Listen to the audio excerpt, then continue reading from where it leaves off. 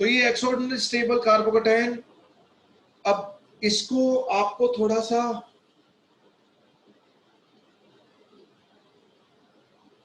मैं आपको इमेजिन करके दिखाता हूं।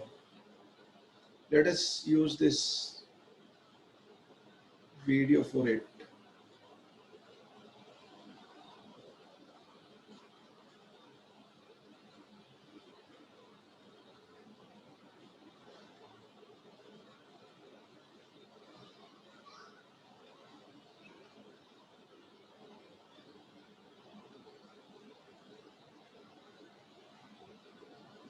वीडियो दिखाई दे रहा है बच्चों? Yes sir. Yes sir. Fine.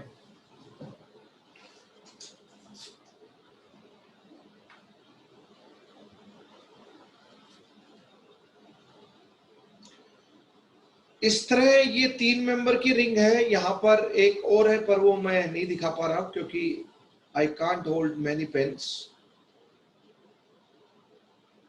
Eight a moment.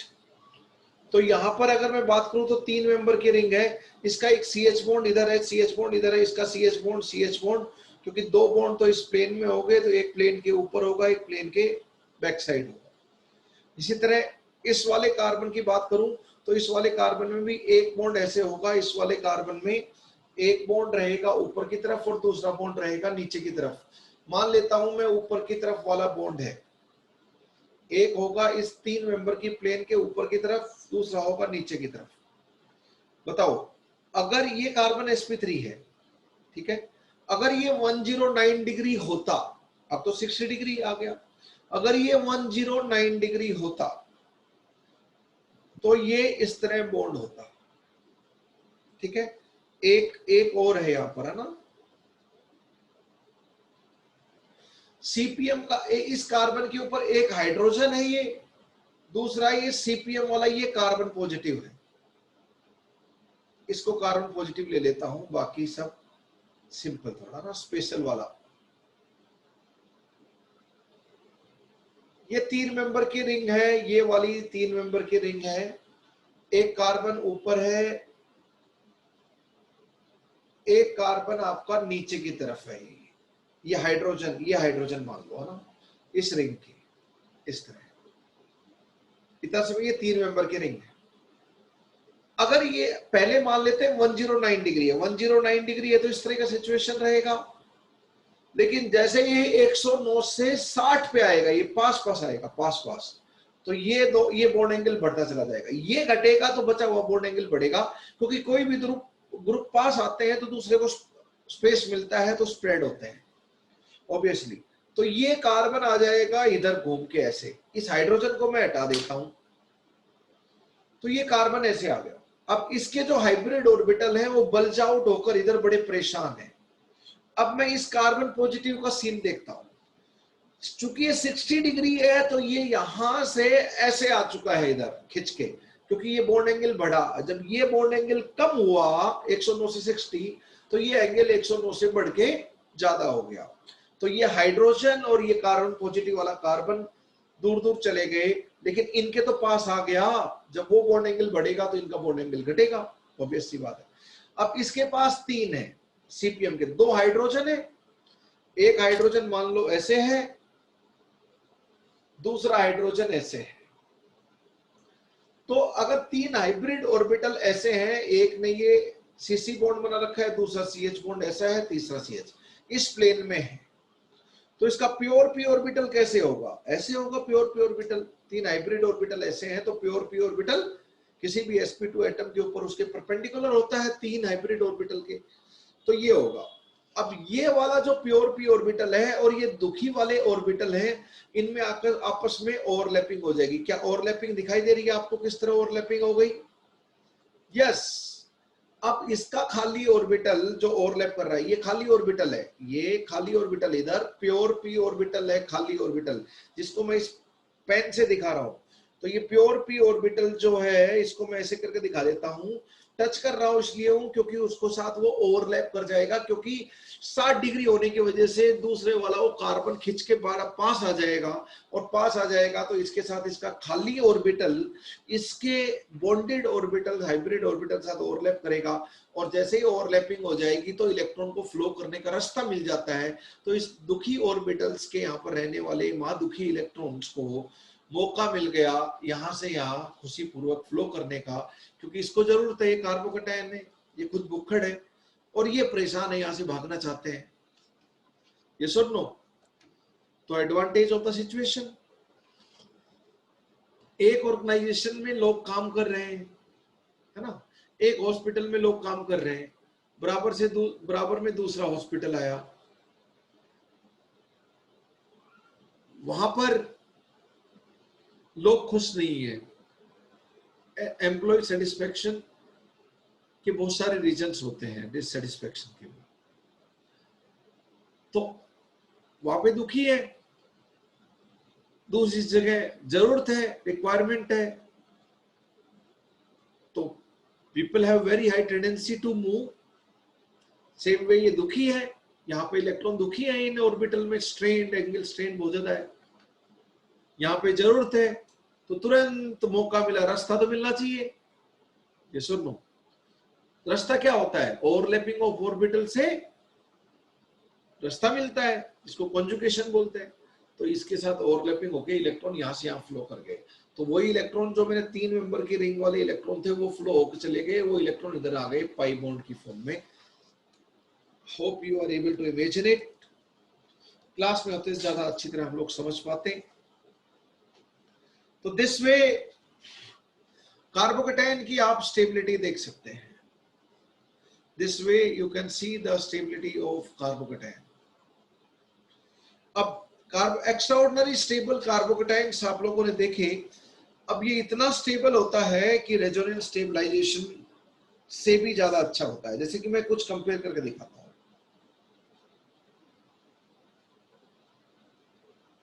ये है, और बेंजीन रिंग वाला रेजोनेंस है इधर।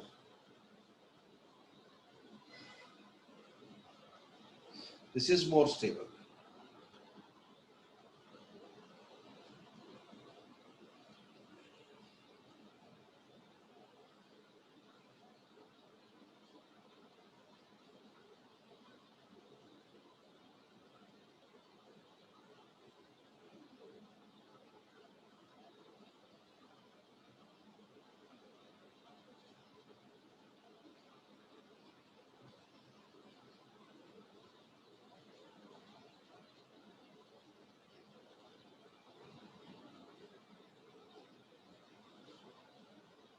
Stability order this.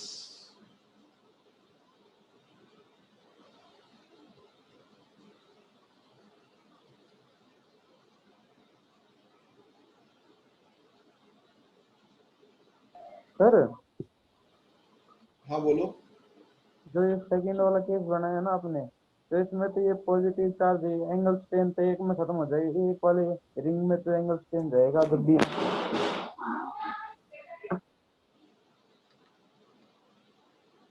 एक मिनट,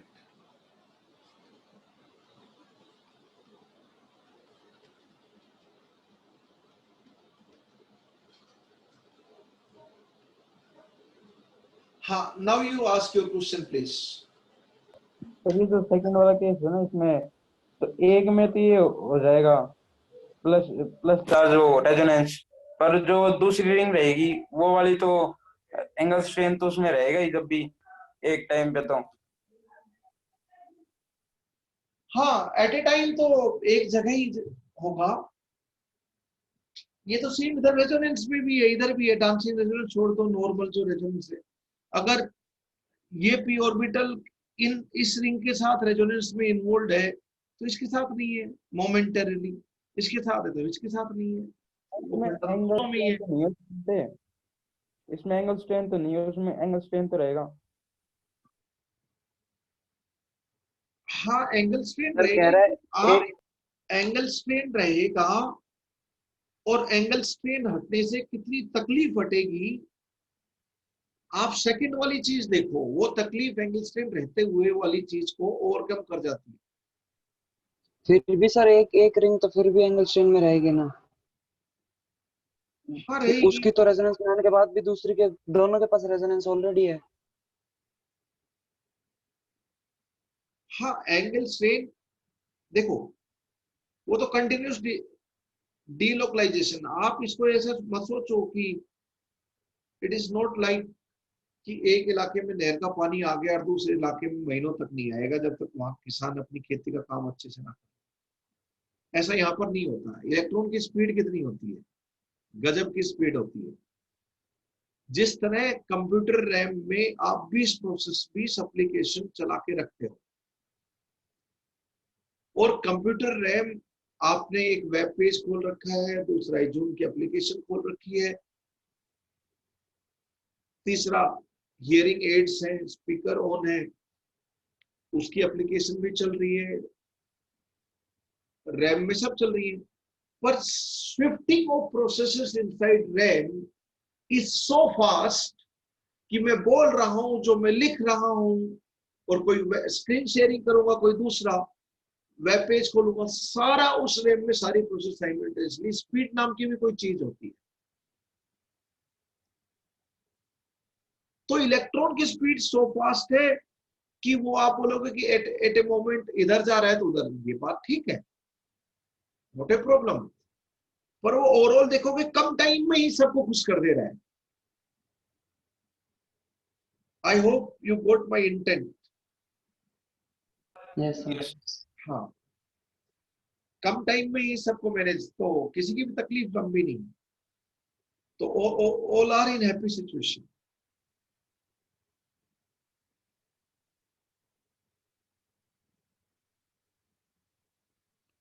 थ्री से फोर की स्टेबिलिटी ज्यादा है, फाइव से सिक्स की स्टेबिलिटी ज्यादा है, लेकिन one two three four five six, इस तरह आप स्टेबिलिटी देख सकते हैं, बहुत ही क्लियरली आप देख सकते हैं। वैसे एरोमेटिक कार्बोकेटाइन की स्टेबिलिटी ज्यादा होती है, लेकिन आप लोग देखोगे ये जो तीसरा वाला मैंने बनाया था, तीन तीन रिंग वाला सीपीएम,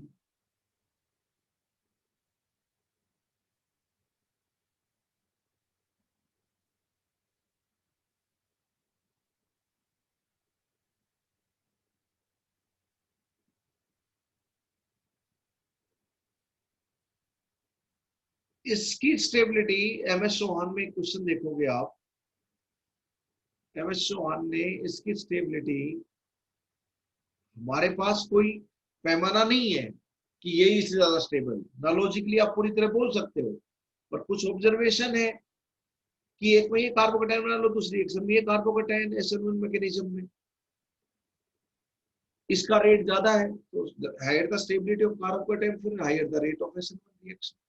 तो एक्सपेरिमेंट ऑब्जर्व रिजल्ट है, उनकी बेसिस पे सारे डिडक्शन देते हैं हम लोग।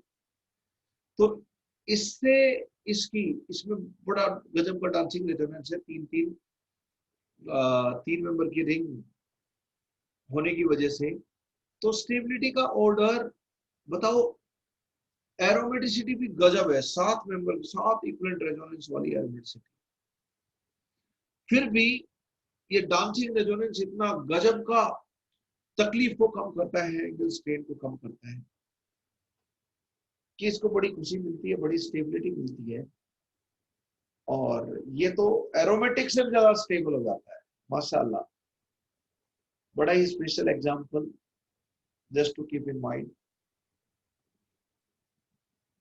मैं एक एक्सेप्शन बताता हूँ, AER-HI का एक्सेप्शन,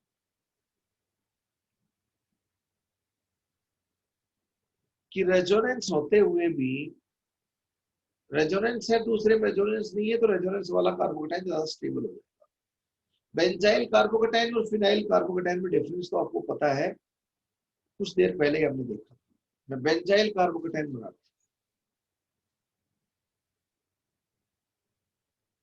और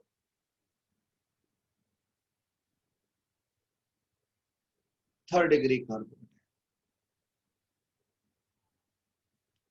यहाँ पे हाइपर कॉन्जुगेबल हाइड्रोजन तो है, लेकिन यहाँ पे रेजोनेंस है, नॉन इक्विवेलेंट रेजोनेंस। यहाँ पे रेजोनेंस नहीं है, तो रेजोनेंस के हिसाब से स्टेबिलिटी इधर से इधर होगी, ठीक है। लेकिन हाइपर कॉन्जुगेशन के हिसाब से यहाँ पे 9 अल्फा हाइड्रोजन है, तो इसकी स्टेबिलिटी ज्यादा होगी। तो ARHI रूल बताता है कि रेजोनेंस पहले डिसाइड करेगा, हाइपर कॉन्जुगेशन को वो डिसाइड नहीं कर पाए तो सोचना है, हाइपर कॉन्जुगेशन से बाद में डिसाइड करना। लेकिन ये एक्सेप्शन, ये हाइपर कॉन्जुगेशन की जीत होती है। तो ये particular 3rd degree carbocation resonance stabilize benzyl carbocation से ज्यादा स्टेबल है, ये ध्यान भी रखना है। तो here hyperconjugating effect is dominating effect than non equivalent resonance, ARHI का एक्सेप्शन, ठीक है। लेकिन अगर मैं बात करूं, एक भी अल्फा हाइड्रोजन आपने कम कर दिया,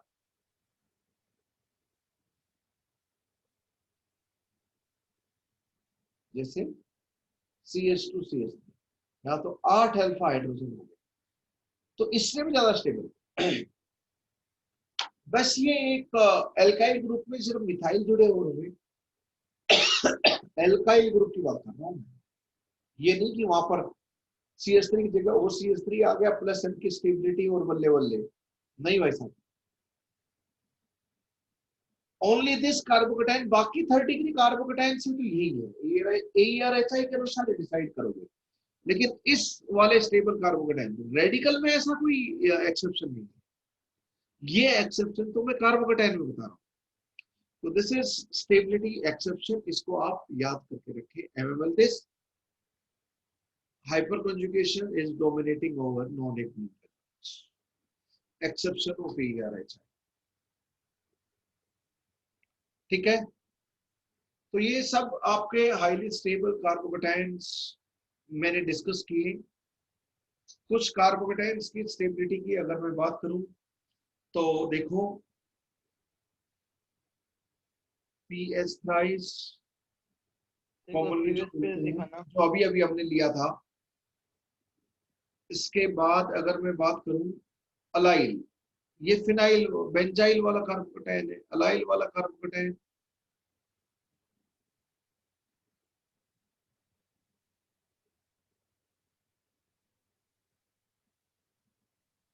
फिर 2 फिनाइल रिंग ले लो, फिर 2 अलाइल ले लो,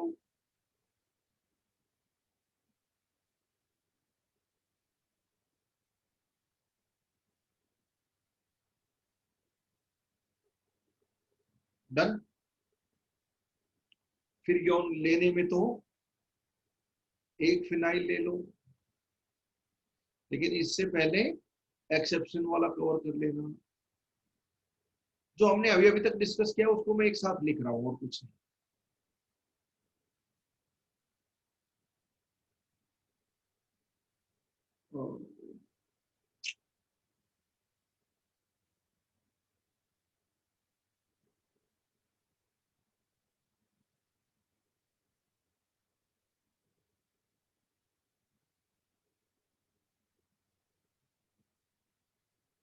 ये इधर आ जाएगा फिर, which is more stable then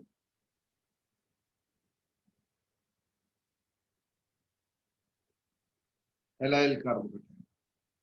ये तो रेजोनेंस स्टेबलाइजेशन वाला, which is more stable then 3rd degree. जो भी हमने पढ़ाया उनको हमने एक साथ, प्राइमरी और मिथाइल, है ना। स्पेशली स्टेबल कार्बोकेटाइन जो एरोमेटिसिटी और डांसिंग रेजोनेंस वाले हैं, वो तो एरोमेटिसिटी वाले तो वो तो इनसे भी आगे। डन। तो these are some highly stable carbocations जो हमने देखे एरोमेटिसिटी से और इन सब से जो स्टेबलाइजेशन हम लोगों ने देखी है। अब इसके पहले आप वो लिख सकते हो, इसके पहले क्या लिख सकते हो, वो 3 बार वाला डांसिंग रेजोनेंस लिख सकते हो आप, अगर उसको भी यहाँ पर इन्वॉल्व करना चाहो, क्योंकि वो ऑर्डर हम ऑलरेडी देख चुके हैं। 2 वाले से पहले इधर क्या रख सकते हो, 2 डांसिंग रेजोनेंस वाली रिंग का रख सकते हो यहाँ पर स्टेबिलिटी। फिर एक फिनाइल रिंग से पहले आप इधर से पहले 3rd डिग्री से पहले, इस तरह this is how you can see the order of different. Plus हम अगर एक स्टेबिलिटी मिल जाए तो फिर तो वो तो एक्स्ट्राऑर्डिनरी स्टेबल कार्बोकेटाइन, एरोमेटिक वाला carbocation extraordinary stable, dancing resonance वाले भी एक्स्ट्राऑर्डिनरी स्टेबल है। ये तो इसको तो हम ट्रोपाइलियम कार्बोकेटाइन से ज्यादा स्टेबल मानते हैं। कार्बोकेटाइन तो हजारों हो सकते हैं, जनरल जो क्लास की हम बात करेंगे उसकी बात कर रहे हैं। तो this is how the things are. Allyl में जैसे एक ही रेजोनेंट स्ट्रक्चर है लेकिन इसमें 5-5 आरएस होते हैं जैसा कि जीओसीएम आप लोगों ने बनाया है, तो इसलिए उसमें एक्सटेंट ऑफ रेजोनेंस ज्यादा है। हालांकि बात करें तो इक्विवेलेंट रेजोनेंस उसमें नहीं है, इसमें है। अलाइल में इक्विवेलेंट रेजोनेंस हो जाएगा, बट रेजोनेंस का एक्सटेंट बहुत कम हो गया, इसलिए ओवरऑल स्टेबिलिटी बेंजाइल कार्बोकेटाइन की ज्यादा होती है अलाइल कार्बोकेटाइन। बेंजाइलिक कार्बन और एलाइलिक कार्बन वैसे sp3 होते हैं, उनके कार्बोकेटाइन कार्बोन फिर रेडिकल बन गए, वो बात अलग है। लेकिन वैसे नॉर्मल न्यूट्रल मॉलिक्यूल में benzylic carbocation and allylic carbocation, देखो ये कार्बन होता है विनाइलिक कार्बन, ये कार्बन होता है फिनाइलिक कार्बन,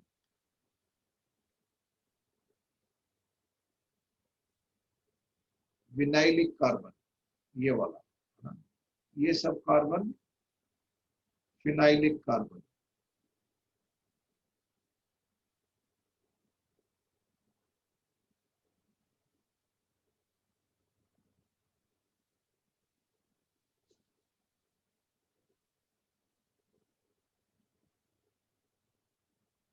ये वाला कार्बन है, ये कार्बन एलाइलिक कार्बन, ये sp3 होता है। कार्बोकेटाइन बन जाएगा तो sp2 हो जाएगा, वो बात अलग है। लेकिन वैसे allylic carbon is sp3 carbon and benzylic carbon is again sp3 carbon. Allylic ये बेंजाइलिक, तो फिनाइलिक और बेंजाइलिक में फर्क होता है, एलाइलिक और विनाइलिक में फर्क होता है ना, इनमें आपस में कंफ्यूज मत होना। वो अनसैचुरेटेड कार्बन है, फिनाइलिक और विनाइलिक पाई बॉन्ड वाले कार्बन अनसैचुरेटेड कार्बन कहलाते हैं। sp3 कार्बन को सैचुरेटेड कार्बन कहते हैं ऑर्गेनिक में। तो allylic and benzylic carbon are saturated carbon, लेकिन vinylic and phenylic carbon are unsaturated carbon. अब हम कार्बोकेटाइन स्टेबिलिटी का ब्रीफ देख चुके हैं और वो तो जीओसीएम आप खूब पढ़ चुके हो। लेकिन अब जो मेन मुद्दा है वो कार्बोकेटाइन रीअरेंजमेंट। कल हम कार्बोकेटाइन रीअरेंजमेंट डिस्कस करेंगे, tomorrow we will discuss about carbocation rearrangement, और वो बहुत इंपॉर्टेंट है हमारे लिए। सभी लोग कंसंट्रेट करें, उसको बहुत अच्छे से पढ़ें। Tomorrow will do carbocation rearrangement, इसमें टाइम लगता है, this is important topic. Yes, class कब तक होगी? It's over, thank you very much. जय हिंद, जय भारत। जय हिंद, जय भारत। जय हिंद, जय भारत। जय हिंद, जय भारत। जय भारत।